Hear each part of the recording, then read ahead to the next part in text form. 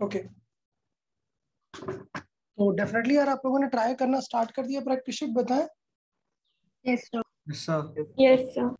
ठीक है ठीक है, चलिए अच्छी बात है। यह टॉपिक काफ़ी अच्छा है करंट इलेक्ट्रिसिटी का, और एग्जाम में काफ़ी फ्रिक्वेंट पूछा जाता है। मतलब कुछ टॉपिक होते हैं ना जिनसे डेफिनेटली क्वेश्चंस आते हैं, तो इससे दो क्वेश्चंस आ जाते हैं। एक तो खुद करंट इलेक्ट्रिसिटी का क्वेश्चन होता है, एक इंस्ट्रूमेंट से अलग से आ जाता है, क्योंकि मैंने आपको बताया था कि ओवरऑल इंस्ट्रूमेंट से 1 से 2 क्वेश्चंस आते हैं यूजुअली। तो मैंने बताया था कि कुछ चैप्टर्स ही हैं जो इंस्ट्रूमेंट कैरी करते हैं, जैसे वेव में हमने देखे थे कुछ इंस्ट्रूमेंट, याद है? Yes sir. रेजोनेंस ट्यूब हो गया हमारा, ऑर्गन पाइप्स और क्विंक ट्यूब, ऐसे कुछ एक्सपेरिमेंट्स हैं। सो वैसे ही यहाँ पर भी हमने काफ़ी सारे देखे, वोल्ट मीटर, अमीटर, दोनों को मिला के जो गैल्वेनोमीटर बोलते हैं, और मीटर ग्रिड एंड पोटेंशियोमीटर। तो डेफिनेटली इन पे करेंगे, और पेशेंस रखना है यार। ज़्यादा 350 क्वेश्चन के राउंड शीट में है, पेशेंस रखना है, आराम से 3-4 डेज में हो जाएंगे क्वेश्चंस। ये संडे टेस्ट नहीं है, तो इजीली जब तक हम नया चैप्टर कंटिन्यू करेंगे, स्टार्ट करेंगे, तब तक आप लोग practice sheet plus DC Pandey दोनों ही कंप्लीट कर लेंगे, बेटर रहेगा। चलो कर लेते हैं, फिर सॉल्विंग स्टार्ट कर देते हैं। बताएं 1 to 5 में डाउट्स।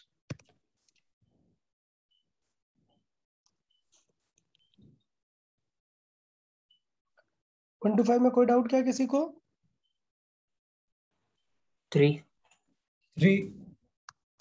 चले लगता है 3 3 और 4 दोनों देख लेते हैं ना। चलो 3 देखें एक बार।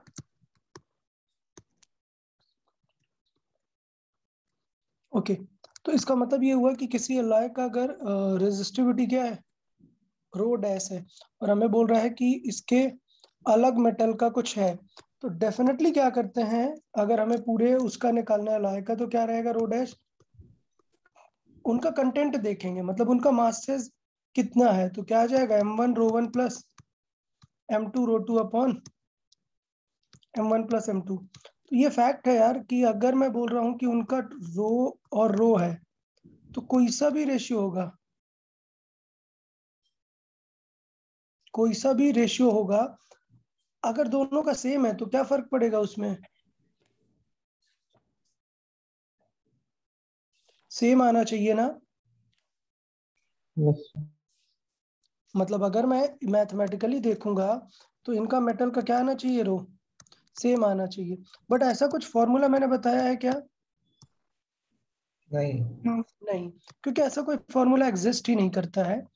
होता ऐसा है कि अलॉयज जो बनाए इसलिए जाते हैं कि उनका रो काफी क्या हो, रो कैसा होगा उनका, काफी हाई रहता है। क्यों? क्योंकि अलॉयज के रेजिस्टेंस काफी हाई होते हैं, और इनका अल्फा काफी क्या होता है, लो लो होता है। ठीक है, तो इसका मतलब सिनेरियो क्या है यहाँ पर, कि अगर मैं अलॉयज की बात करूंगा तो उनका जो रो होता है वो रिलेटिवली क्या होता है, काफी ज्यादा होता है। तो इसके कोई मैथमेटिक्स नहीं है कि आप m1 रो 1 करके हम सॉल्व करते हैं, नहीं। एलॉय क्या है, एक मटेरियल बनाया ही इस तरीके से गया है कि उसका रो क्या हो, काफी ज्यादा हो। कंस्टिट्यूएंट मेटल से उसका कुछ मतलब ही नहीं है। ठीक है, तो उनका परसेंटेज इस तरीके से एडजस्ट किया जाता है कि डेफिनेटली वो उससे ज्यादा ही आए। मुझे यहाँ पर डाउट इस क्वेश्चन में ये हो रहा है कि बोल रहा है कि उनके सारे कंस्टिट्यूएंट मेटल का रो क्या है, रो सेम है। तो मतलब इसका मतलब ऐसा हुआ कि सेम ही मटेरियल मिला रहा है क्या? तो ऐसा नहीं है। ऐसा हो सकता है कि दो डिफरेंट मटेरियल हैं, ये मटेरियल m1 है और मटेरियल m2 है, हो सकता है दोनों का एकदम प्रॉपर्टीज अलग हो, बट दोनों का रो क्या हो, सेम हो। लेकिन जब इन दोनों को मिलाओगे तो एक अलग ही मटेरियल बन जाएगा m3, तो डेफिनेटली उसका रो क्या होगा, एकदम अलग होगा। तो रो एक मॉलिक्यूलर लेवल की प्रॉपर्टी है, उसका ऐसा क्वांटिटेटिव एनालिसिस नहीं होगा कि m1 रो 1 टाइप उसे सॉल्व करें। ठीक है ना? हाँ सर। हाँ, तो स्पेसिफिक रेजिस्टेंस यानी रेजिस्टिविटी के लिए कोई ऐसा रिलेशन नहीं है कि क्वांटिटेटिव एनालिसिस हो सके, सिर्फ अपन बता सकते हैं यार क्वालिटी वाइज। नंबर 4 देखते हैं। और फिर 3 में आंसर क्या होगा? 3 में आंसर ये होगा कि अलॉय का हमेशा ज्यादा रहेगा रेगुलर मेटल से, अलॉय का ज्यादा मतलब रेगुलर मेटल से, भी ऑप्शन।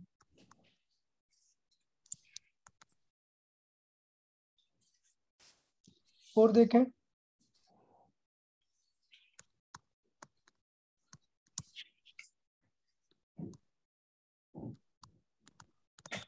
ओके ये क्या बोल रहा है, the net quantity of charge Q passing through any cross section पर सेकेंड।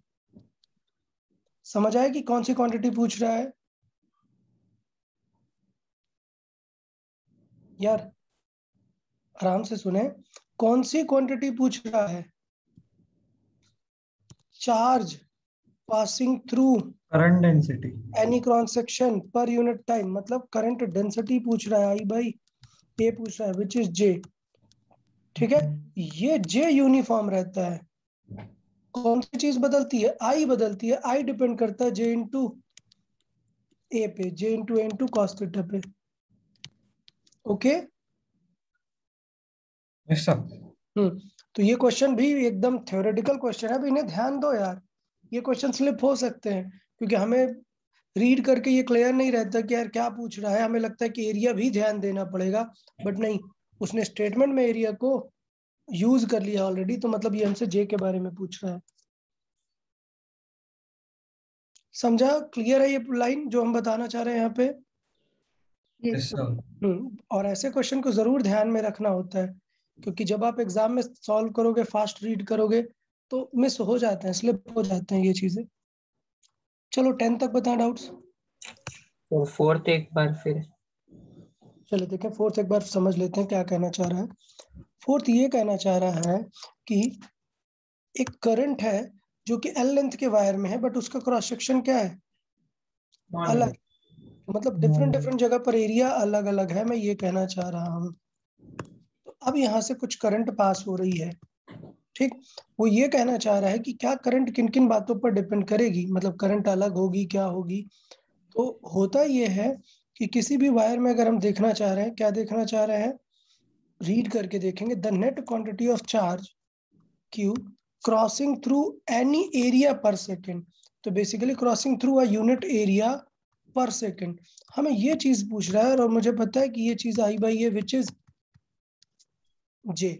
तो जे क्या खुद किसी एरिया पर डिपेंड कर रहा है क्या, जे तो नहीं, जे मतलब आई बाई ए ही पूछा है, तो जे क्या चीज हुई, एक कांस्टेंट चीज हुई। आई डिपेंड करेगा, अगर जे यूनिफॉर्म है ए अलग अलग है तो उन दोनों के एंगल के बीच में फर्क पड़ेगा। ओके अच्छा यस सर। देखें 10 तक बताएं डाउट्स।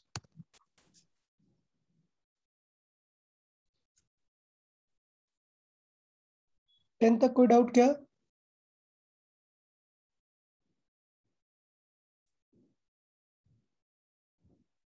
ओके 15 तक बताएं। 12। है डायमेंशन नहीं लिख पा रहे हो तुम रेजिस्टेंस का? अब क्या R is equal to rho L by लिखोगे क्या? नहीं यार, रो का नहीं पता है तो ये फॉर्मूला काम नहीं आएगा। क्या काम आएगा, टू ये पाया। आर, और V हम लिख सकते हैं पोटेंशियल को, क्या समझाया था, कहाँ से लिख सकते हैं, W is equal to V Q से, Q इंटू V से, तो V क्या हो गया, W बाई क्यू, और I भी डिवाइड में आ गया इज इक्वल टू R। समझा कि नहीं अभी? सर इसको क्या लिख दो, I इंटू टी। नेक्स्ट बताए 15 तक कोई और डाउट? नहीं सर। 20 तक बताए, 90। और कोई 20 तक? ठीक है, देखें, copper wire have their masses in the ratio this, mass दिया है, लेंथ दिया है, रेशियो क्या करना है, रेजिस्टेंस का, दोनों कैसी वायर है, कॉपर, तो मतलब सेम कर दिया है रो। ठीक है, अब मुझे दिया इनका मास रेशियो m1/m2 पता है, तो दोनों कॉपर है तो डेंसिटी भी सेम होगी, तो क्या होगा, density into area into length, ये होगा ना। तो rho into A2 into L2 is equal to क्या दिया है रेशियो 3 2/3, जबकि दिया है कि L1/L2 क्या है 3/4 यस। तो यूज कर लो यार, L1 L2 कितना हो गया 3/4 हो गया, जबकि इन पूरे का रेशियो 2/3 था। मैंने L1 L2 रख दिया तो A1 A2 आ गया ना। और मुझे पता है कि R1/R2 क्या हो जाएगा, वो हो जाएगा L/A, मतलब L1/L2 इंटू A2/A1। A1 तो L1/L2 मैंने देखा था कितना था 3/4 इंटू A2/A1 चाहिए। तो पहले इधर देख लो, या 9/8 हाँ ये हुआ 8/9, मतलब ये आएगा क्या 9/8, तो 32 and 27। मतलब यार ये क्राइटेरिया बहुत बार हो चुका है यार, इस तरह की चीजें कि मास का रेशियो दिया है, तो ये काफी कॉमन सेंस वाला क्वेश्चन था।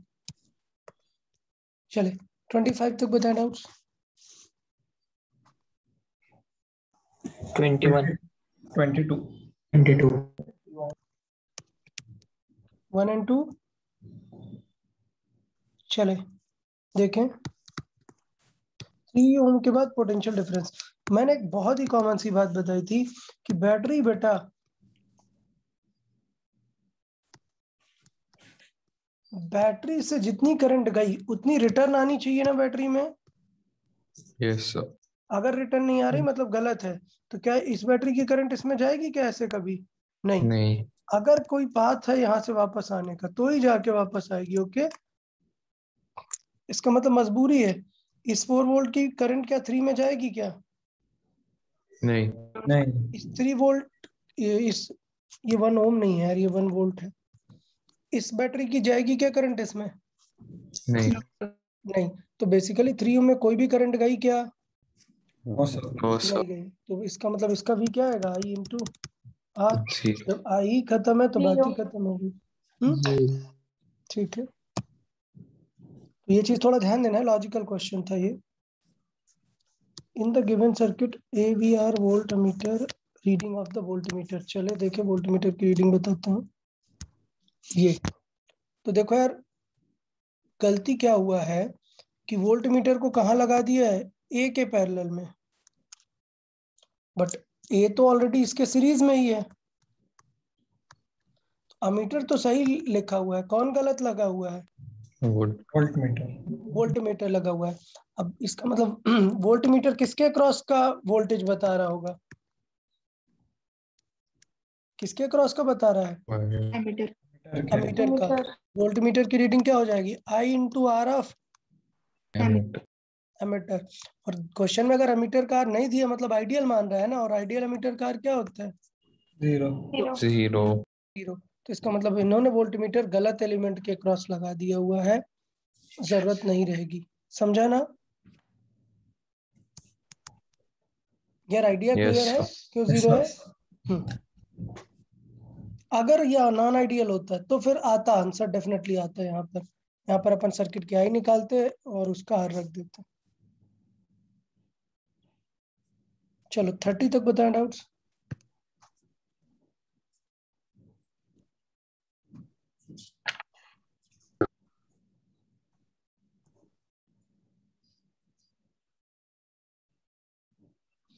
थर्टी तक डाउट।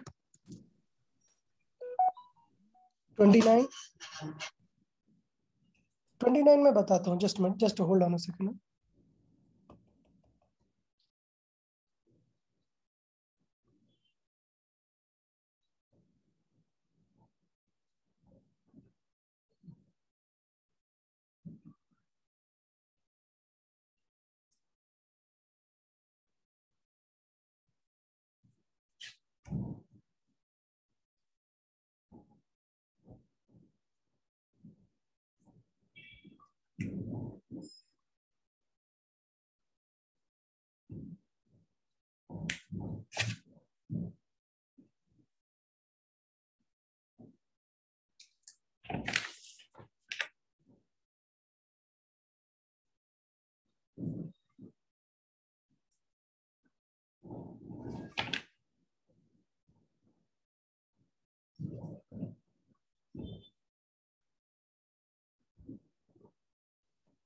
चले ये क्वेश्चन देख लेते हैं थोड़ा सा। मुझे लगता है आप लोग को सबको आ गया है, बट मैं फिर भी इसे बताना चाहूंगा।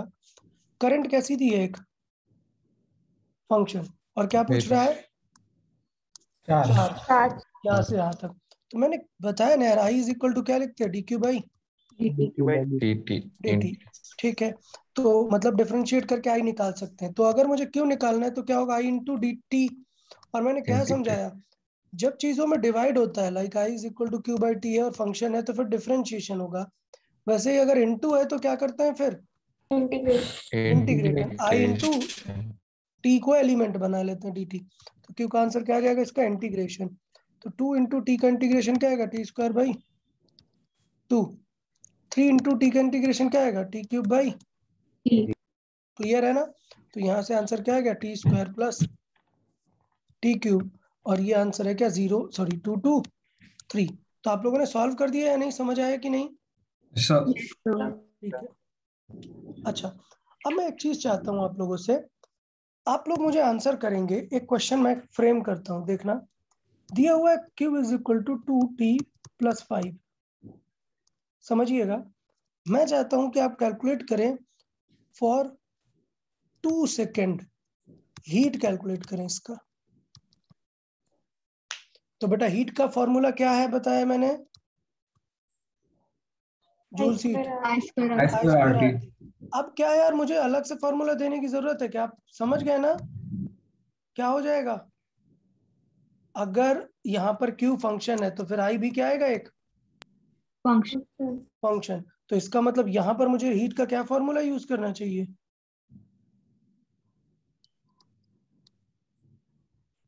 Integration of I square R D T. Clear है या नहीं?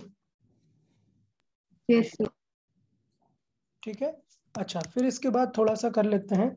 इसका मतलब आई निकालना पड़ेगा। आई क्या हो जाएगा? Integration of Q into, D Q difference sorry, हाँ, इसको डिफरेंशिएट कर लेंगे तो क्या आ जाएगा? D Q by D T, मतलब 2। तो बेसिकली जरूरत ही नहीं पड़ी, मैं थोड़ा फंक्शन चेंज कर देता हूँ, टी स्क्वायर कर देता हूँ, तो फिर क्या आ जाएगा? 4t। 40 और अगर आपने डायरेक्टली ऐसा किया कि 4t का स्क्वायर कर दिया होता तो आंसर गलत आता।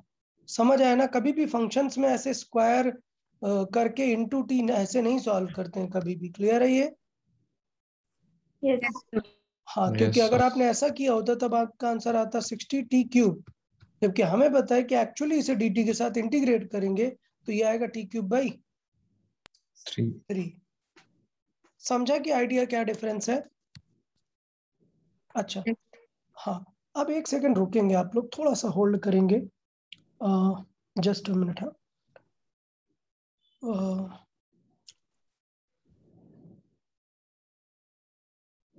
Just a minute. हाँ, क्लास 12th।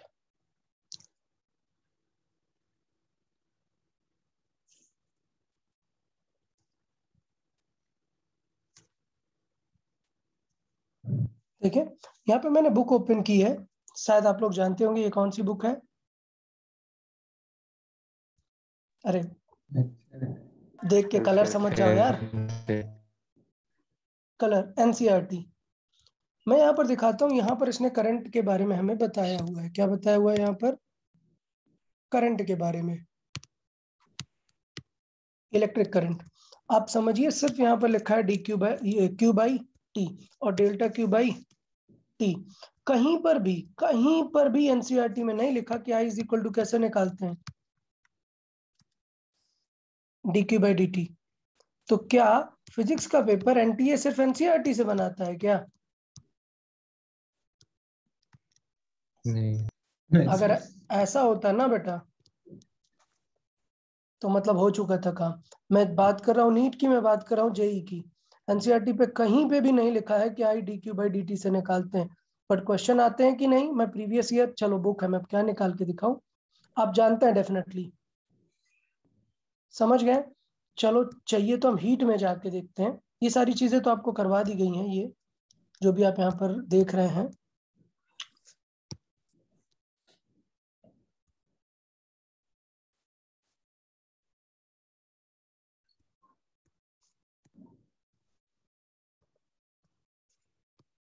ये सारी चीजें प्रूव करा दी गई हैं आपको। मैं जाना चाह रहा हूँ, मोबिलिटी भी करा दी गई है। मोबिलिटी का सिंबल इसने कुछ अलग ही यूज किया है, म्यू नहीं यूज किया है। आप देख रहे हैं, पता नहीं क्या अल्फा यूज किया है शायद।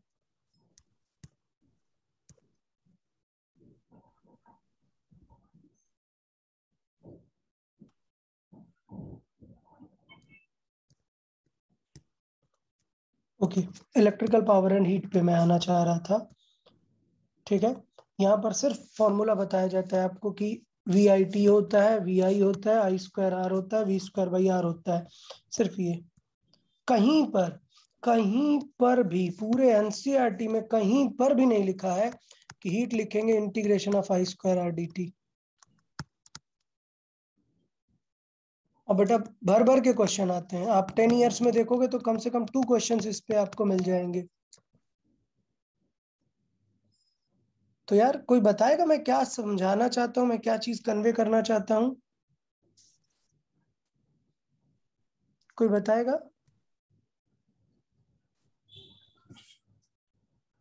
आयुष कुछ बताओ यार, मैं क्या कन्वे करना चाहता हूँ। तो एनसीईआरटी पढ़ने से कुछ नहीं होगा। हाँ नहीं, मतलब एनसीईआरटी पढ़ने से कुछ बहुत हो जाएगा, लेकिन बहुत कुछ नहीं होने वाला। जैसा बायोलॉजी वाले लोग बोलते हैं ना, और थोड़ा थोड़ा केमिस्ट्री वाले लोग भी बोलते हैं, फिजिक्स में आप बिल्कुल किसी के चक्कर में पड़ गए अगर आप कि अरे एनसीईआरटी इज गॉड, बाइबल और जो भी है वटेवर, नहीं है कुछ। आप समझ रहे हैं? आपसे एक क्वेश्चन नहीं होगा अब अगर आप सोचे कि बस एनसीईआरटी पढ़ने से काम हो जाने वाला है। सिर्फ मैं ये कन्वे करना चाह रहा था। क्लियर है मेरा पॉइंट? Yes sir. हाँ, तो फिजिक्स में जो चीजें हम बता रहे हैं यार, वो बहुत सफिशिएंट है। और ऐसा बिल्कुल नहीं है कि बहुत ज्यादा डिटेल में हम जा रहे हैं, ऐसा कुछ नहीं है। क्वेश्चन आते हैं, ठीक है, सारे ही एग्जाम्स में हर टाइप के क्वेश्चन आते हैं। बिना मतलब कोई सा भी क्वेश्चन नहीं करवाया जाता है आपको कि जिसका कोई सिग्निफिकेंस नहीं है। एक सेकेंड होल्ड करेंगे।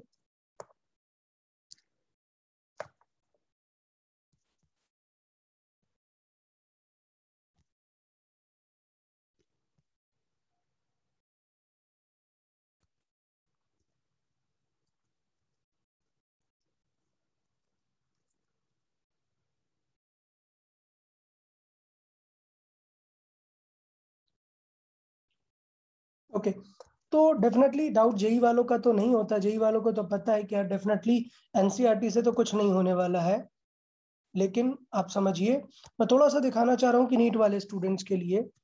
सर आप देखने का ट्राई करें, क्वेश्चन नंबर 6 क्या दिया है? क्यों? फंक्शन। फंक्शन दिया है, और क्या पूछा है आपसे? Heat produced. बताइए, होने वाला है क्या एनसीईआरटी से कुछ इसमें? नहीं, एनसीईआरटी में कहीं पे भी सिंगल लाइन किरचॉफ नहीं लिखा। क्या ये क्वेश्चन हो पाएगा क्या एनसीईआरटी के भरोसे?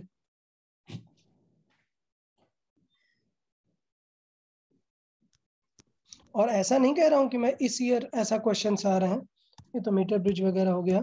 कोई फिगर और देखते हैं, आर इक्विवेलेंट पे बातें करते हैं। जैसे ये क्वेश्चन हो गया, ये क्वेश्चन हो गया,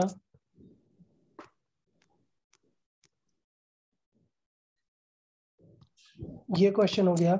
ये क्वेश्चन आप देख रहे हैं, एक बैटरी एक रेजिस्टर, एक बैटरी एक रेजिस्टर, रेजिस्टर। ठीक है, तो हम चाहे तो इसे नोडल से कर सकते हैं, इक्विवेलेंट बैटरी से कर सकते हैं। लेकिन एग्जाम में देखो क्या दिए हैं ऑप्शंस, इक्वेशन बना रहा है। आप समझ पा रहे हैं, हर चीज का वैल्यू है। ऐसा नहीं है कि आप सोचो कि नहीं चलो अब नोडल ही कर लेंगे तो काम बन जाएगा। मैं चाहता तो सिर्फ बोल देता ना कि यार इसे नोडल से भी कर सकते हैं, इक्विवेलेंट से भी कर सकते हैं, लेकिन हम सारे मेथड बताते हैं क्योंकि एग्जाम में इसी पैटर्न पे क्वेश्चंस होते हैं। समझा कि नहीं यार? Yes sir. देख लो, स्प्लिट रूल लगेगा, तुरंत क्वेश्चन हो जाएगा। देख के समझ गए होगे कि किस रेंज में क्वेश्चन जा रहा है। क्या बन रहा है ये? Wheatstone. व्हीटस्टोन बन रहा है। क्या बन रहा है ये? Wheatstone. व्हीटस्टोन बन रहा है। तो चीजें हैं, आपको समझ में आनी पड़ेंगी कि यार ट्राई करते रहना पड़ेगा, तभी चीजें धीरे धीरे। बताओ बताओ। नीट का क्वेश्चन है भाई, कोई वैसा थोड़े ना AIPMT के क्वेश्चन है। जब AIPMT था तब तो और कम मार्क्स के आते थे। बताओ, बिना इनपुट आउटपुट सिमेट्री के कर लोगे क्या इसे? नहीं हाँ सर। व्हीटस्टोन भी नहीं बन रहा भाई ये। तो थोड़ी सी आपको प्रोसेस पे भरोसा करना पड़ेगा। अगर आप इस चक्कर में पड़ेंगे कि यार कौन लोग क्या कहते हैं, तो बेटा बाकी सब्जेक्ट का मुझे नहीं पता, बट मुझे पता है कि अगर आपका टारगेट फिजिक्स में स्कोर करना है तो आपको NCERT से ऊपर नहीं, बियॉन्ड द NCERT सोचना पड़ेगा, तब हो पाएगा। और मैं फिर से बोलता हूँ, मेरा नोट्स सेल्फ सफिशिएंट है। अगर आप इतने क्वेश्चन ऐसे करते रहेंगे और भूलेंगे नहीं, रिवीजन अच्छे से करते रहेंगे, जब भी मैं टेस्ट रखता हूँ तो टेस्ट में प्रीवियस चैप्टर भी एक ऐड करता जा रहा हूँ, वो चैप्टर भी अगर आप अच्छे से रिवाइज करते जाएंगे, फाइनल में कोई भी दिक्कत नहीं आएगी आपको। चलो वापस आते हैं अपने डाउट्स में, स्टार्ट करते हैं। नेक्स्ट बताएं, 35 तक कोई डाउट? 35. उससे पहले कोई डाउट 35 से पहले? ओके, ठीक है, रीड करें। रॉन्ग स्टेटमेंट बताना है। When potential difference is applied across the current passing through it. तो मुझे पता है कि करंट बढ़ेगी नहीं बढ़ेगी ये सब किस पे डिपेंड कर रहा है? Resistance. रेजिस्टेंस पे। और 0 केल्विन मतलब यार समझो कि ये एक्सट्रीम पॉसिबल लोवेस्ट टेम्परेचर है। समझा कि नहीं? हाँ सर. यस। तो इसका मतलब ये है कि टेम्परेचर कम होने से अगर रेजिस्टेंस कम हो गया, रेजिस्टेंस अगर इनफाइनाइट हो गया, तभी तो करंट क्या होगी? 0. 0. तो हमें ढूंढना है कि किसमें रेजिस्टेंस इनफाइनाइट हो जाएगा, उसी की करंट क्या हो जाएगी? 0। क्लियर ना? ठीक है, तो बताओ इंसुलेटर में क्या होता है अगर हम टेम्परेचर डिक्रीज करेंगे तो? रेजिस्टेंस कम होता है या ज्यादा होता है? बताएं। इंसुलेटर में टेम्परेचर कम करेंगे तो रेजिस्टेंस क्या होता है? कम होता है. बढ़ता है। बढ़ता है। क्या महान लोग हो यार, सोचने दो। अल्फा के बारे में सोचते हैं पहले। क्या होता है? पहला स्टेप क्या सोचना होता है? अल्फा किन के लिए पॉजिटिव होता है? Conductors. मेटल कंडक्टर्स के लिए। और नेगेटिव किन के लिए होता है? Semiconductors and Semiconductor. इंसुलेटर के लिए। ओके, ठीक है, माय मिस्टेक है। अगर टेम्परेचर बढ़ाएंगे तो इसका मतलब रेजिस्टेंस क्या होगा? बढ़ेगा। और अगर टेम्परेचर कम करेंगे तो रेजिस्टेंस कम हो. कम होगा। ओके, अब यहाँ पर अगर टेम्परेचर बढ़ाएंगे तो रेजिस्टेंस बढ़ेगा. कम होगा सर. कम होगा। कम होगा। टेम्परेचर बढ़ा रहे तो रेजिस्टेंस कम होगा, टेम्परेचर कम कर रहे तो रेजिस्टेंस बढ़ेगा. बढ़ेगा। ठीक है, तो इसका मतलब क्या हो जाएगा कि इंसुलेटर को अगर 0 पर ले गए तो एक्सट्रीम कंडीशन डाल दी ना आपने, टेम्परेचर सबसे पॉसिबल लोवेस्ट ले गए तो आर सबसे पॉसिबल हाईएस्ट पहुंचेगा, मतलब आर कितना हो जाएगा? Infinite. इनफाइनाइट। मतलब ये तो सही है, ए ऑप्शन। ओके, ये ओके नहीं लिखा है, 0 केल्विन लिखा हुआ है। हाँ सर. एक मिनट, नहीं, रॉन्ग स्टेटमेंट देखना है यार। बी भी रीड करें, सेमीकंडक्टर भी हो जाएगा ना? Yes sir. Yes R sir. Infinite. और सी मेटल कहां पर पहुंच जाएगा अगर मैं एक्सट्रीम टेम्परेचर लो कर दिया तो? एक्सट्रीम लोवेस्ट मतलब कितना पहुंच जाएगा? 0. 0। A metal at 0 kelvin is finite. तो मेटल में 0 करंट मतलब फाइनाइट नहीं, वो इनफाइनाइट वैल्यू रहेगी। ठीक है, नेक्स्ट देखें। A PN junction at 300 kelvin is finite and if it is reverse biased. तो ठीक है, ये सेमीकंडक्टर में मैं बताऊंगा कि पीएन जंक्शन क्या है? एक सेमीकंडक्टर डिवाइस है। क्या है? सेमीकंडक्टर डिवाइस है जो कि काम क्या होता है कि नॉर्मल टेम्परेचर पर, कहाँ पर, नॉर्मल टेम्परेचर पर अगर लिखा हुआ है फॉरवर्ड बाइस मतलब करंट जाएगी, और अगर रिवर्स बाइस्ड है तो करंट नहीं जाएगी। क्लियर? तो ये वाला स्किप कर दें, अभी इसमें कुछ जरूरत नहीं है हमें यहाँ पर इसकी। तो एक मिनट, आंसर डी है क्या? नहीं, हमें क्या ढूंढना है? मेटल में Wrong. इनफाइनाइट होगा ना? हाँ ओके ओके, हाँ। ठीक है ठीक है, सी ऑप्शन गलत लिखा हुआ है। ठीक है, डी ऑप्शन का मैं बता देता हूँ, वैसे अभी जरूरत नहीं है, पीएन जंक्शन में हम पढ़ेंगे कि क्या होता है।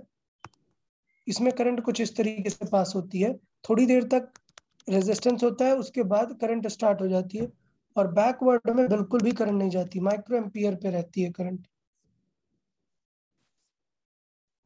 तो रिवर्स बाइस्ड का मतलब है कि करंट नहीं जाएगी।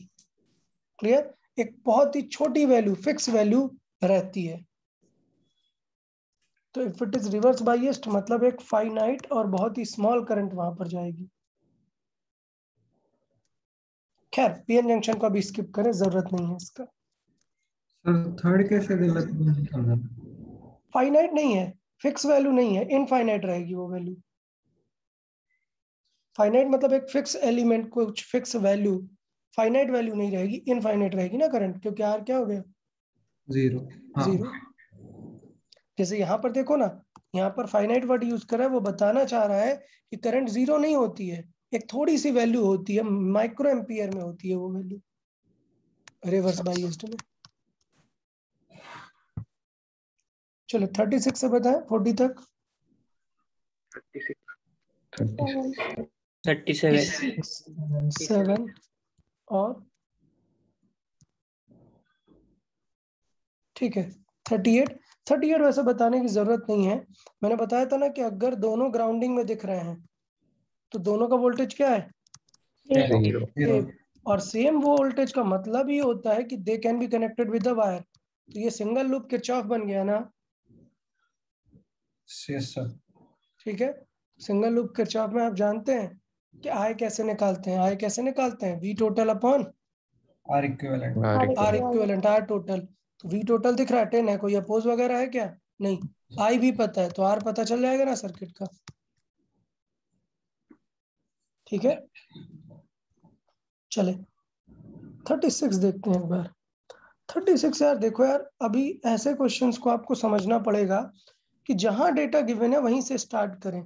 डेटा मुझे पता है v is equal to I R, इसमें से दो चीजें अगर कोई भी पता चली तो तीसरी स्टार्ट हो जाएगा सॉल्व होना। तो देखो कहाँ पर दो चीजें दिख रही हैं, CD. आई और Last आर। row. तो इसका क्या निकाल लेंगे हम यहाँ पर? v। V. v कितना होगा? आई इंटू आर कितना आएगा? 6 वोल्ट। 6। अगर सी डी के क्रॉस 6 है तो डेफिनेटली बी के क्रॉस भी कितना हो जाएगा? 6. 6 वोल्ट। और मुझे पता है कि अगर बीसी के क्रॉस 6 वोल्ट है तो ऐसा थोड़े ना कि इन दोनों ने 6 लेके कैंसिल कर दिया, नहीं। अगर इसमें भी देखें 6. तो ये दोनों सीरीज में है, ये 6 वोल्ट है तो ए बी का रिमेनिंग कितना बचेगा? 6 वोल्ट। 6 वोल्ट। तो देखो मुझे पोटेंशियल पता चल गया R1 का, और नोटिस करो कि करंट भी क्या होगी इन दोनों की? एडिशन। मतलब करंट कितनी हो गई? 0.25। 25. तो मुझे V पता है, I पता है, क्या निकाल लेंगे? R निकाल लेंगे। R1 R2 आ जाएगा, यहाँ पे 6 वोल्ट से क्या आ गया? V पता है, I पता है, क्या आ गया? R। R. और यहाँ पर भी यही हुआ, V पता है, I पता है, क्या आ गया? R. R। क्लियर है सभी को? Yes. ठीक है, ओके। रेजिस्टेंस बताना है, कुछ याद है? मैं नहीं चाहता कि मैं इसके पूरे डेरिवेशन में जाऊंगा। आपको याद है आपने हीट कंडक्शन में निकाला होगा टेपर्ड रॉड का? Yes sir. Yes, sir. अगर इसकी रेडियस R1 है और इसकी रेडियस R2 है तो आर ए इक्विवेलेंट क्या आता है? पाई आर स्क्वायर नहीं होता, क्या आता है? पाई R1 R2। R1 R2। R2. Clear? तो डेफिनेटली आप समझ गए। Option B. Option B clear. और ए और बी यहाँ पर क्या डायमीटर है, तो यह ध्यान देना ये बाई 2 होगा और ये बी बाई 2, इसलिए 4 आ जाएगा। हाँ यस सर। ओके नेक्स्ट बताएं 45 तक। 45 44 एंड 5 और कोई 4 हो गया। 45 और कोई क्या, जैसे ये थोड़ा सा देख लेते हैं 41। ऐसे क्वेश्चन यार भी जल्दी में गलती हो जाते हैं, तो ध्यान देना इन चीजों को। जैसे ये 4 है, ये 8 है, ये 2 है। क्वेश्चन में क्या दिया है कि 4 वाले में करंट कितनी है 1.2, तो बी एंड सी में पूछ रहा है, तो बी एंड सी में तो टोटल करंट है ना, और गिवन क्या है इस बार I1। तो आप अगर ज्यादा दिमाग लगाओगे तो टफ पड़ जाएगा, लेकिन मुझे पता है ना क्या स्प्लिट रूल से काम बन जाता है I1 यस सर।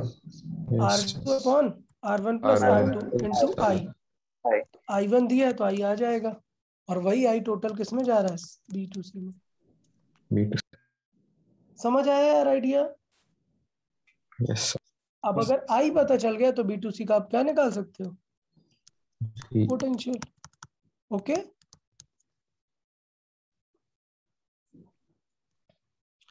चलिए 45 देख लेते हैं। अरे भाई ये कैसा डाउट है यार, कौन सीरीज में कौन पैरेलल में बताओ।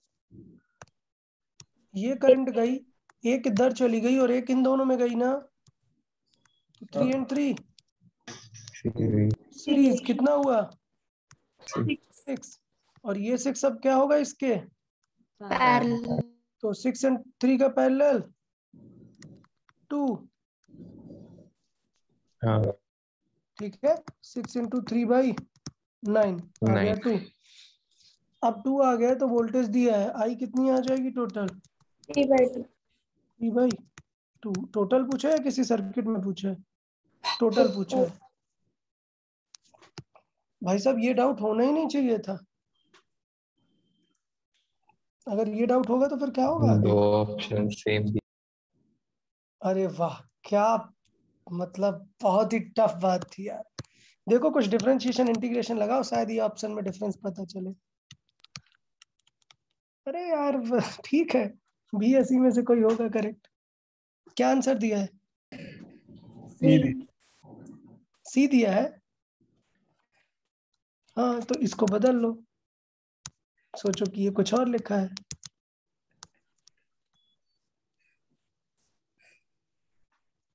चले 46 to 50 में बताएं। 47 ओके 47 तो काफी डिमांड में है। और कोई टिल 50। चले देखते हैं। जैसे 46 की बात करूं तो मुझे पता है कि यहाँ से एक करंट जाएगी जो कि इसमें होगी और स्प्लिट होगी, और यहाँ से एक करंट जाएगी जो इधर पे जाएगी जी में, और फिर ऐसे स्प्लिट होगी। क्लियर, और फिर वापस से मैच हो जाएगी। समझा कि नहीं। बट बात कर रहा है कि गैल्वेनोमीटर की रीडिंग क्या है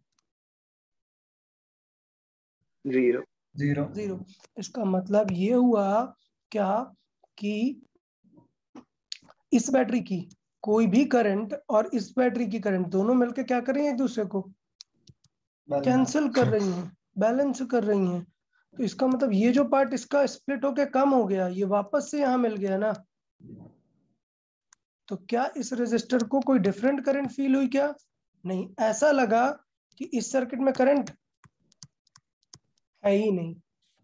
तो बेसिकली क्या पता चला इससे कि पूरी करंट किस में जा रही है 500 और इस आर में। अब देखो ये बैटरी तो कनेक्टेड है ना इधर, तो ये बैटरी क्या मेंटेन करके रखेगी इसके about 2V potential 2V potential 2 volt maintain रखेगी। तो इसका मतलब इस वाले का बचा हुआ कितना हुआ 10V 10 वोल्ट हुआ। तो इसका मतलब अगर ये 10 वोल्ट है तो हम इससे क्या निकाल सकते हैं, आर पता है, वी पता है, क्या निकल आएगा आई। क्लियर, तो V बाई आर कितना हो गया आई 1/2। 50।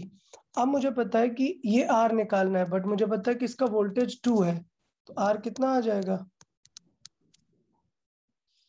V by I I. V है 2 वोल्ट, आई है 1/50, तो कितना आ गया आर? 100. 100। ठीक है, एक तो ये हुआ। एक कॉमन कंपैरिजन भी कर सकते थे ना कि 12 वोल्ट है और कैसे डिस्ट्रीब्यूट हुआ है, 10 और 2 में। कैसे डिस्ट्रीब्यूट हुआ है? 10 एंड 2 में। और मुझे पता है कि सिमिलर रेशियो में डिस्ट्रीब्यूट होना चाहिए, तो किस रेशियो में डिस्ट्रीब्यूट हो रहा है? 5:1 1 में। तो रेजिस्टर भी किस रेशियो में रहेगा? 5:1 में। तो आंसर 500 है, तो ये 100 आएगा। क्लियर है ऐसा क्यों कर पा रहे हैं? क्योंकि आई दोनों में सेम है, तो वी का ratio is same as R का रेशियो। ओके, तो इसे थोड़ा जल्दी से भी थॉट दे सकते थे। चले नेक्स्ट 47 रीड करते हैं।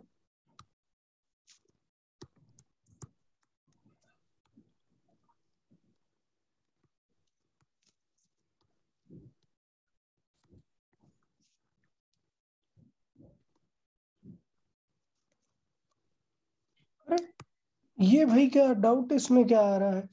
पहले केबल का रेडियस कितना है? 9 mm 9 mm है, तो मुझे पता है कि मटेरियल तो वही है ना, तो रो इंटू एल मान लेते हैं, एल है कुछ, अपॉन ए कितना होगा? पाई इंटू 9 का स्क्वायर। ठीक है, मैं अभी यूनिट चेंज नहीं कर रहा हूं। तो ये हुआ एक आर। अब वो आर कितना दिया है आपको क्वेश्चन में? 5 ओम। दोबारा क्या कह रहा है कि हमने रिप्लेस की हैं और कितनी वायर्स यूज की हैं? 6 6 डिफरेंट इंसुलेटेड कॉपर वायर, और इन सब का रेडियस कितना है? 3 mm 3 mm। तो एक एक का R1 क्या आ जाएगा? रो तो वही रहेगा, एल वही रहेगा, पाई इंटू क्या आ जाएगा? 3 स्क्वायर 3 स्क्वायर। आइडिया समझ आया? हाँ सर अब मुझे ये बताइए, अगर मैं ऐसी 6 केबल ले लूंगा तो मेरा आर इक्विवेलेंट कितना आएगा? R by ऐसी 6 केबल ली हुई हैं ऑफ सेम लेंथ, तो टोटल केबल का क्या रेजिस्टेंस होगा? तो पॉइंट यहाँ पर ये है, क्या एक केबल ऐसे थी? तो 6 केबल का मतलब ये है कि आप ऐसा फील करो कि छोटी छोटी ऐसे ऐसे वायर्स बना के उनको एक स्ट्रैंड बना दिया हुआ है। समझा क्वेश्चन क्या है? तो इसका मतलब वो किस में कनेक्टेड है? सीरीज में या पैरेलल में? Parallel. पैरेलल में। इट्स लाइक कि इसके बहुत छोटे छोटे ऐसे 6 पीसेस कर दिए हैं। तो इसका मतलब आर क्या आएगा? R by 6 6। अब रो एल पाई की वैल्यू देख लो। रो एल पाई की वैल्यू क्या दिख रही है यहाँ पर? 5 इंटू 9 स्क्वायर ना। हाँ क्लियर? और ये 3 स्क्वायर इंटू 6। मैंने क्यों नहीं यूनिट चेंज किया? क्योंकि मुझे पता था कि यहाँ पर ये 9 स्क्वायर है और 3 स्क्वायर दोनों ऊपर नीचे mm स्क्वायर है, कैंसिल हो रहा है। ठीक है ना? यस सर देखें कितना आंसर आ गया फिर ये। 3 7.5 स्क्वायर 9 एक कैंसिल, 9 7.5 आएगा। हाँ ठीक है, 7.5। तो ये क्वेश्चन में सिर्फ यही ज्यादा इंपॉर्टेंट था। कौन सी लाइन ज्यादा इंपॉर्टेंट थी? मुझे लग रहा है ये, Parallel. कि वो पैरेलल में रहेंगे सारे। ये क्वेश्चन देख लेते हैं। What is the value of R1? R2 कितना है? 10। R3 कितना है? 20। R4 कितना है? 60। अब यार फील करो यार, क्या समझा? ऐसे फिगर में इतना मत टेंशन लो। देखो यहाँ से स्टार्ट हो रहा है, ये एक वायर है, ये एक वायर है, ये वायर है, ये वायर ही है ना, मतलब ये सारे पॉइंट क्या है?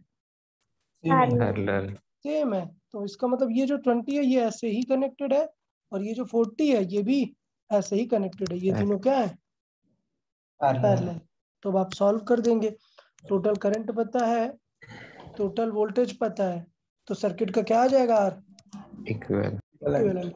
ये आर हमने निकाल लिया, तो इसके साथ सीरीज वाला आर पता चल जाएगा। क्लियर ना? Yes, sir. यस ठीक सर है, नेक्स्ट 55 तक बताएं डाउट्स। 52 52 52 और बताएं।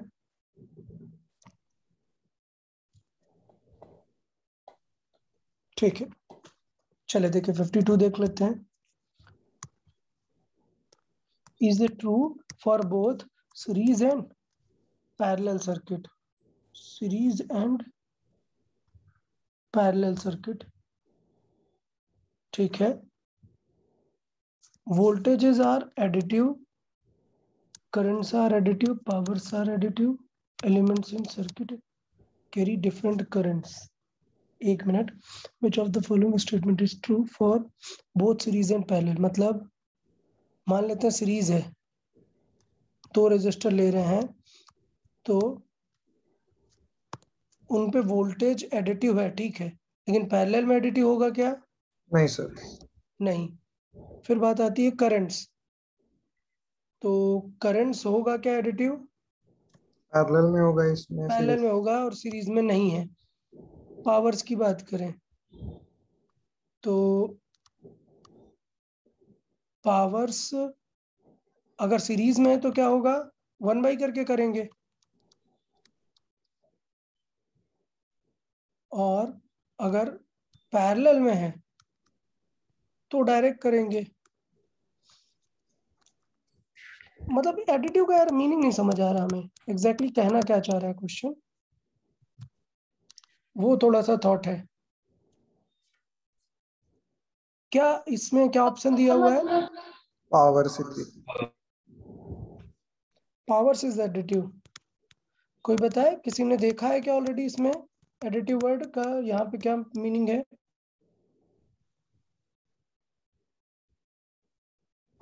ओके, समझा. यहाँ पर ये मीनिंग है कि हमेशा ऐड ही होगा, फर्क नहीं पड़ता कि किस तरीके से वो कनेक्टेड है. मतलब ये है कि सपोज सर्किट है, इसमें तो करंट जा रही है, तो अगर सर्किट में यहाँ पे एक ऐसे करंट आ रही है और यहाँ पर एक ऐसे करंट आ रही है, तो हमें इन्हें सबट्रैक्ट करना पड़ेगा ना. मतलब मेरा कहने का यहाँ पर ये है कि ये जो वोल्टेज और करंट है ये किन पे डिपेंड करते हैं? साइन पे. किन पे? साइन पे. लेकिन रेजिस्टेंस एंड पावर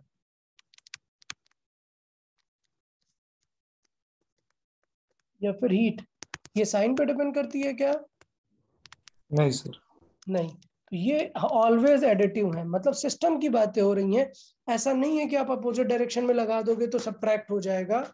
हमेशा ही क्या होगा इनका कंक्लूजन? सम अप होगा. तो इस वाले एडिटिव का मीनिंग पक्का क्या है? बेसिक एल्जेब्रिक एडिशन नहीं बोलना चाह रहा है, ये बोलना चाह रहा है कि हमेशा सर्किट में वो चीजें क्या होंगी? सम अप ही होंगी, ऐसा कभी सबट्रैक्ट नहीं करेंगे. ओके.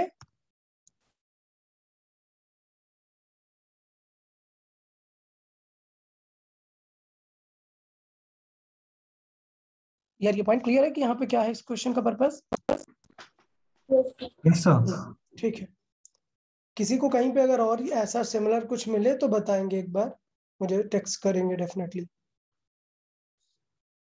चलिए नेक्स्ट बताएं. 60 तक. 60.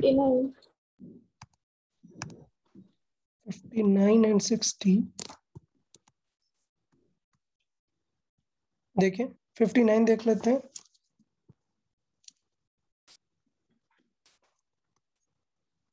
ओके. तो क्या हुआ यहाँ पर? हमने n इक्वल रजिस्टर को किसमें कनेक्ट किया? सीरीज में. तो ये हुए n इक्वल, और एक और इंटरनल हो गया. टोटल कितने हो गए? n+1. n+1 रजिस्टर हो गए हमारे पास करंट. ठीक है.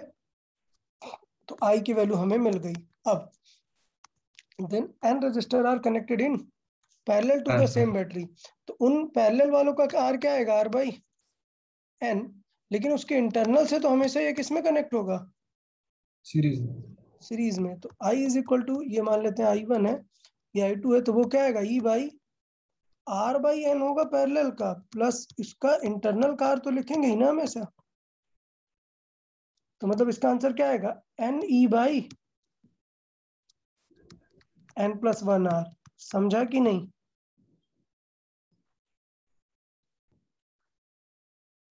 अरे बताएं यार, समझा कि नहीं? Yes sir.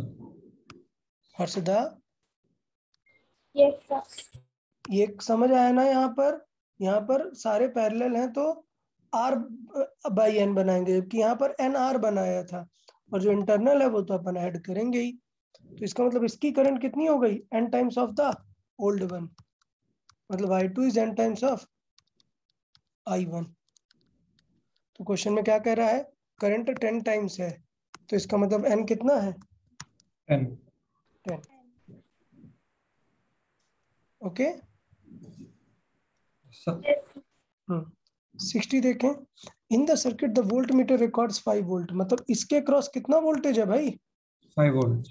5 वोल्ट। अभी अभी समझाया था कि वोल्टेज शेयर किसमें होते हैं, रेजिस्टेंस के रेशियो में। एक तो ये 10 ओम नहीं है, 10 वोल्ट है। तो इसका मतलब ये हुआ कि ये 5 वोल्ट है, तो कंपल्सरली इसके पास भी कितना आएगा, 5 वोल्ट। 5 वोल्ट, क्योंकि भाई इतना तो हमारे पास रिमेनिंग ही नहीं है कि कुछ और जाए। इसका मतलब ऐसा पॉसिबल ही नहीं है। ऐसा सिर्फ कब पॉसिबल है, जब दोनों का रेजिस्टेंस क्या होता, इक्वल होता, तभी तो 5 वोल्ट मिलता ना दोनों को। हाँ इसका मतलब अगर ये 50 है तो इसे भी कितना होना चाहिए था, 50. अब 50 आप समझ गए कि 100 के पैरेलल में क्या लगा दूं, 100. 100 100 ओम लगा दूं, तो इक्विवेलेंट कितना आ जाएगा इन दोनों का, 50। तो मतलब दोनों 5 वोल्ट ले लेंगे। तो समझ आया वोल्ट मीटर का रेजिस्टेंस।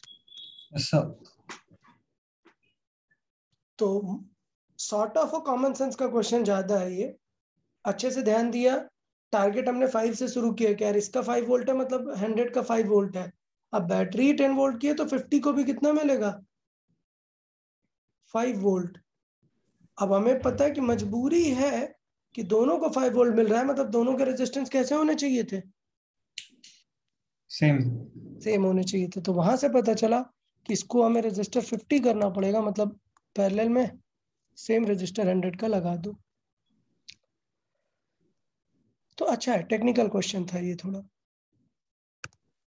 नेक्स्ट बताएं 65 तक। 64।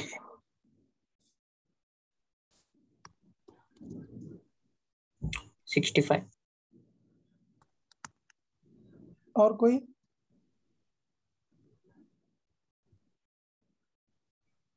ठीक है चले देखें 64 65 क्या कह रहे हैं।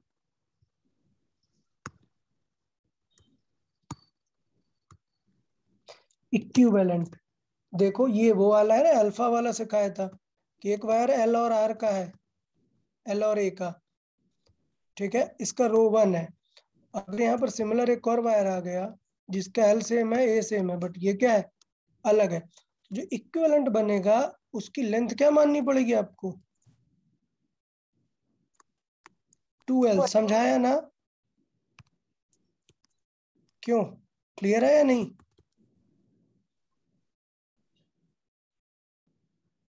यार बताएं क्लियर है कि नहीं।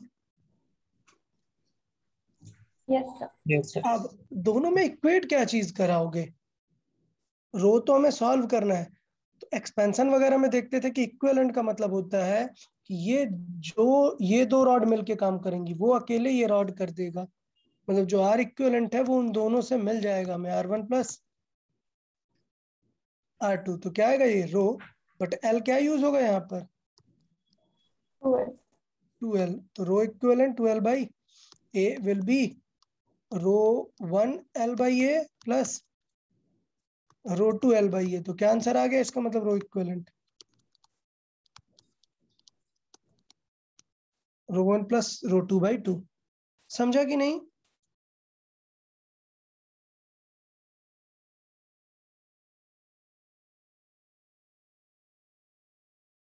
यार क्लियर है। Yes. यस अब सर। सिमिलर देखो दिया है, लेकिन इस बार सिग्मा है, मतलब क्या है उसकी कंडक्टिविटी। तो वो तो 1 बाई ये होगी ना हमारी, 1 बाई रो। तो इसका मतलब मुझे रो का रिलेशन पता है, मैं वहां पर क्या लिख सकता हूँ, 1 बाई सिग्मा इक्विवेलेंट। तो क्या आ जाएगा ये, रो 1 क्या आएगा, 1 by sigma 1 plus 1 by sigma 2 upon 2। तो यहाँ पर इसका मतलब क्या आ जाएगा, sigma 1 plus sigma 2 upon 2 sigma 1 sigma 2। Clear है या नहीं सभी को। अश्विन ओके ना? Yes, sir. तो क्या आंसर हो जाएगा इसमें? डी।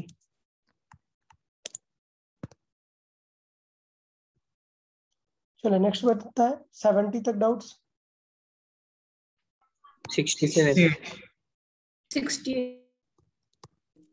67 के बाद 68।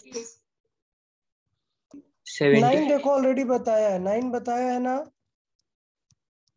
Yes sir. ये सिमिलर दिख रहा है। अगर इसका आंसर x है, इसका भी आंसर क्या आ जाएगा पैरेलल का पूरा? x। और सॉल्व कर देंगे, x निकाल देंगे। 70. 70 भी कर लेते हैं फिर। देखो वापस आते हैं तो हमें 67 देखना है, समझेंगे थोड़ा सा। क्या बताना है? ए एंड बी के क्रॉस। इसका मतलब इक्विवेलेंट किसके अबाउट निकालना है? ए एंड बी के क्रॉस। सोचो आपकी बैटरी ए से कनेक्टेड है। अब यार क्या कितनी बार बताया बेटा कि अगर एक पॉइंट ए है, इसका मतलब सारा वायर से कनेक्टेड पॉइंट क्या है? ए ही है ये पूरा। तो ए से कनेक्ट करने की जगह ऐसे फील करो ना कि बैटरी यहां से कनेक्टेड है, समझा कि नहीं? और बी मतलब ये पॉइंट अगर बी है तो ये पूरा ये पॉइंट भी क्या है? बी ही है ये। ओके, अब जरा फील करना स्टार्ट करो। क्या दिख रहा है? पहले किन दो के बारे में श्योर है हम? 10.5. पैरेलल 10 और ये से क्या लिख लो? 5/2। तो क्या हुआ? 10 इंटू 5/2 अपॉन 10 प्लस 5/2 कितना है आंसर? 10 प्लस 5/2 20, 25/2। और ये कितना है? 2 कैंसिल आउट हुआ, 5 ये कितना है? 25। क्या आ गया आंसर? 2। अब वो 2 इस 10 के साथ कैसे है? सीरीज। तो क्या आंसर हो गया? 12। अब ये 12 इस 12 के साथ पैरेलल, तो 12 और 12 का पैरेलल क्या है? 6। अब वो 6 इस 10 के साथ 16। अब वो 16 और ये 16 8। फाइनल आंसर क्या आ गया? 8। समझा कि नहीं यार अभी? Yes sir. ठीक है, तो थोड़ा सा थॉट को ब्रॉड करना पड़ेगा, आइडिया को अपने की अगर ऐसे बहुत सारे वायर्स हैं तो आराम से उन्हें बाहर बना के पूरा अंदर इक्विवेलेंट सॉल्व किया करें। 68 देखेंगे।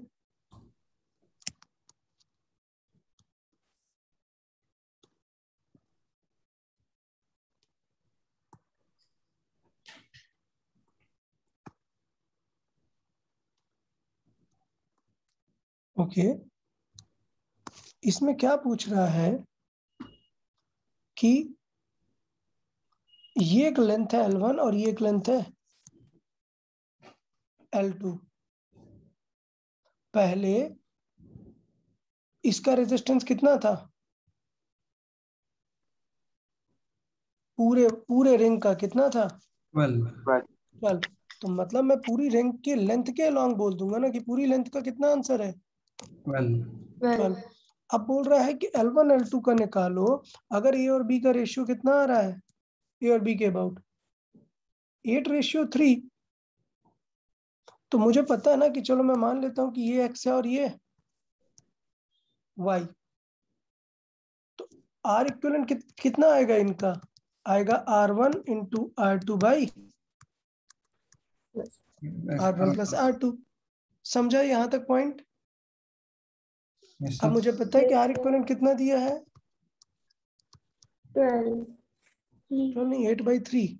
R इक्विवेलेंट टोटल 12 क्या है? x प्लस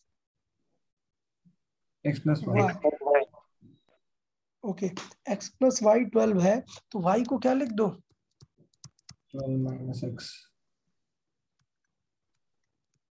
ओके, तो यहां से किसकी वैल्यू आ जाएगी? x आ जाएगी। x आ गया तो y भी आ जाएगा। समझ आया ना? Yes sir. तो ये क्वेश्चन थोड़ा सा कॉमन सेंस वाला है कि लेंथ के प्रोपोर्शनल है 12 ओम, तो इसलिए मैंने इसको इस तरीके से बोल दिया है। कि पूरी रिंग का अगर 12 ओम है तो इसका कितना होगा, अगर मैं इसका x मानता हूं तो इसका डेफिनेटली 12 माइनस x होना चाहिए। Okay yes sir. Yes, sir. 70 देखें।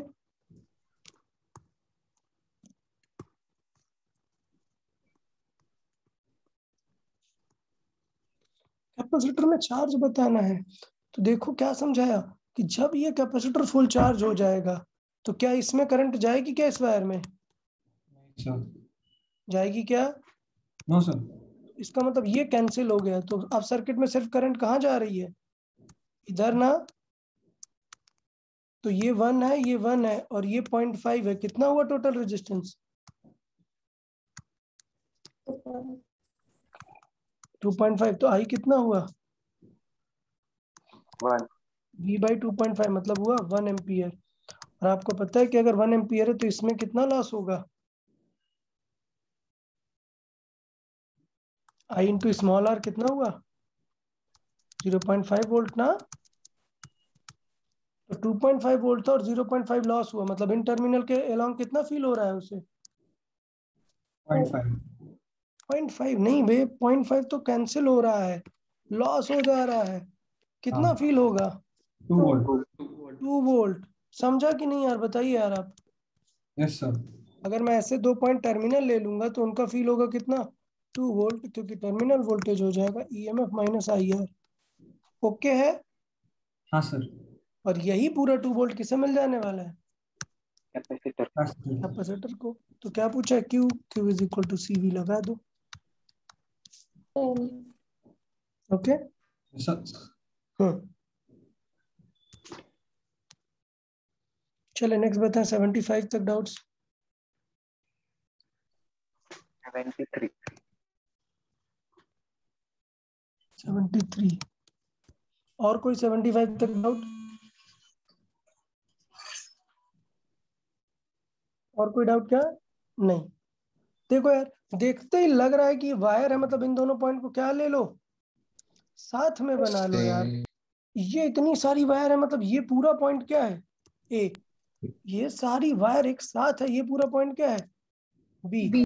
साफ दिख रहा है ना कि अरे से एक रेजिस्टर ऐसे आया, एक रेजिस्टर ऐसे आया, ये मिल गए, फिर 2 रेजिस्टर आए, ये मिल गए, और एक ऐसे आ गया। नहीं कर सकते क्या रिड्रॉ जल्दी से? अब रिड्रॉ का ये मतलब थोड़ा है कि पूरा एकदम फिगर अच्छे से बना के ABCD लिख के करोगे, समझा कि नहीं अभी? हाँ। अगर यहाँ कोई और वायर होता तो फिर ये किसके जैसा फील होने लगता, व्हीट स्टोन जैसा। बट तब भी क्या होता, ये रेशियो सेम होने की वजह से क्या हो जाएगा, ये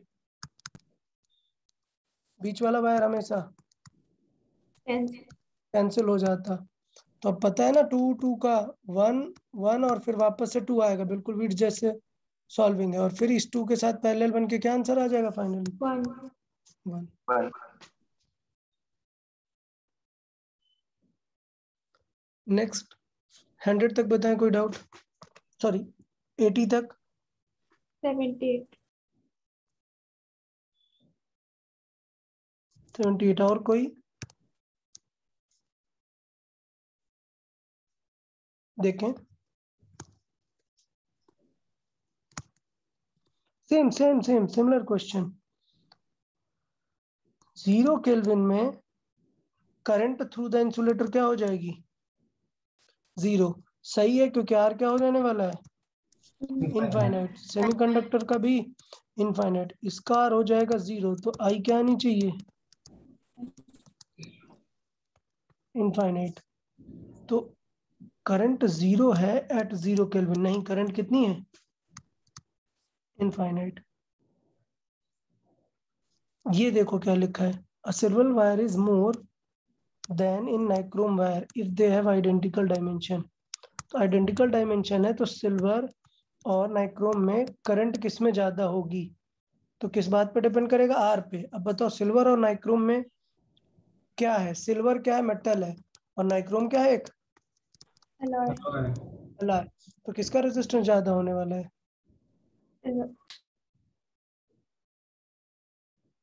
रेजिस्टेंस किसका ज्यादा होगा, सिल्वर का है नाइक्रोम का? Alloy.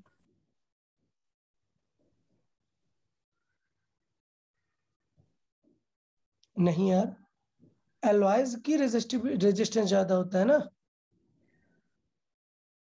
एलॉयज का क्या ज्यादा होता है? रो बहुत ज्यादा होता है और अल्फा बहुत ही कम।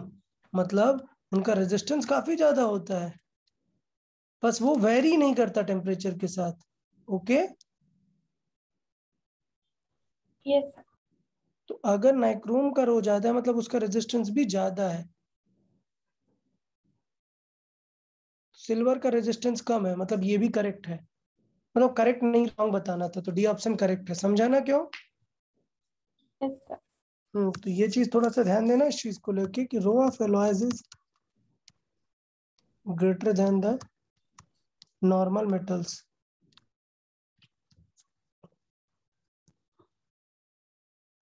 चले नेक्स्ट, 85 तक कोई डाउट? 82। 82 और कोई? अ पीस ऑफ कॉपर मतलब क्या? मेटल कंडक्टर है ना, कुछ और? कंडक्टर मेटल है। जबकि जर्मेनियम मैंने बताया है, अगर नहीं बताया तो थोड़े से याद रखेंगे। सेमीकंडक्टर। 2 सेमीकंडक्टर हमारे सिलेबस में है। कौन कौन से? Silicon and germanium. ठीक है, 4th ग्रुप के एलिमेंट होते हैं। तो इसका मतलब ये है कि रूम टेम्परेचर से are cooled from room temperature to 70। Room temperature मतलब नियरली 300 केल्विन टू 70। मतलब क्या कर रहे हैं? टेम्परेचर अपन कम कर रहे हैं। तो मेटल का क्या होगा? रेजिस्टेंस कम होगा। और जबकि सेमीकंडक्टर का ज्यादा। समझ आया कि नहीं? Yes sir. तो मुझे लगता है ये तो बहुत ही स्ट्रेट फॉरवर्ड था। सिर्फ आपको ये देखना था कि कौन मेटल है और कौन सेमीकंडक्टर। क्लियर? Yes sir. कोई डाउट क्या?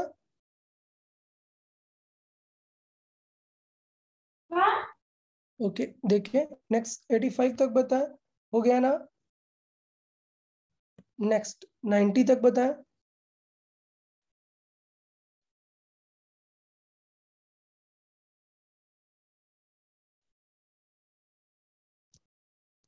नाइन्टी फाइव तक बताएं डाउट्स।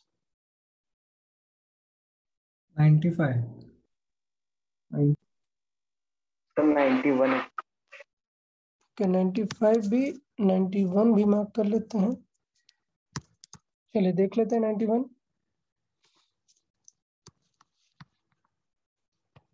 ठीक है, 100 है। 100 पर इसका अल्फा दिया है, it's resistance will become 200 at. इस बार अल्फा दे दिया है, बट क्या आर नॉट दिया है क्या? नहीं।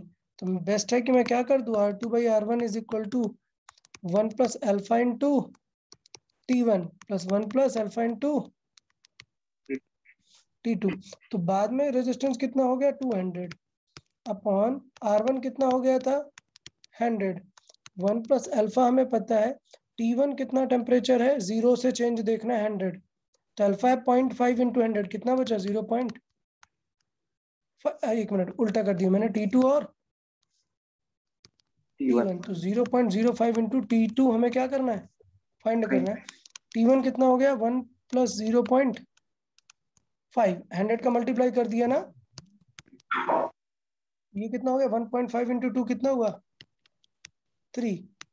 3 प्लस 0.005 इंटू T2, तो ये 2 हुआ। 2 डिवाइडेड बाई दिस, तो T2 कितना आ गया? 2 डिवाइडेड बाई 0.005 है, तो 3 zeros ऊपर चले गए। कितना आ गया आंसर? 400। भी है। क्या आंसर 300 दिया है। आंसर सी भी है। आंसर सी दिया है? कम वैल्यू आ रही है। एक मिनट रुके, पहले अप्रोक्सीमेशन से एक बार ट्राई कर लेते हैं। अगर मैं अप्रोक्सीमेशन लगाता तो क्या वैल्यू पड़ती? R2 is equal to R1 1 plus alpha into क्या पड़ता है यहाँ पर? Delta T. क्या पड़ता? Delta T. तो चलो एक बार यहाँ से ट्राई करते हैं। तो ये होता है क्या? 200 is equal to 100 1 plus alpha delta T. तो यहाँ से 100 कैंसिल आउट हो जाता और 2 से 1 जाता, तो क्या बचता? 1। अल्फा कितना था? 0.005 इंटू डेल्टा टी। तो यहाँ से डेल्टा टी की वैल्यू कितनी आ जाएगी 1 मतलब 1000 डिवाइडेड बाई 5 कितना आ गया 200। तो पहले था 100 और अभी कितना चेंज हो गया 200, तो T2 कितना आ जाएगा 300। लेकिन ये गलत है,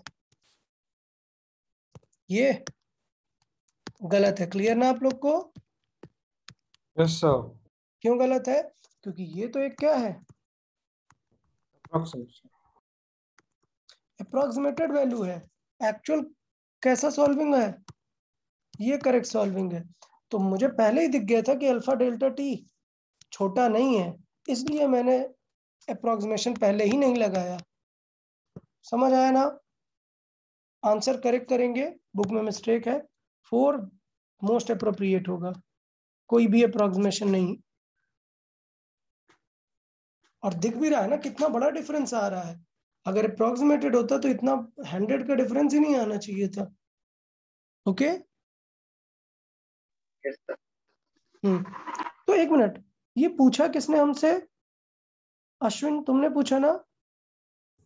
नो सर। ये तो 91 किसने को डाउट पूछा है? Yes sir. आयुष। तो बाकी जनता क्या कर रही है? उन्होंने सी मार्क करके खुश हो गए एकदम। तो थोड़ा तो सोचना चाहिए ना यार कि अल्फा डेल्टा टी का जो वैल्यू है वो कितना आ रहा है। थोड़ा 92 भी देखिए, फिर अभी उसका भी वैसा ही लग रहा है मुझे। केयरफुल रहेंगे इस चीज को लेके। 92 का देख लेते हैं।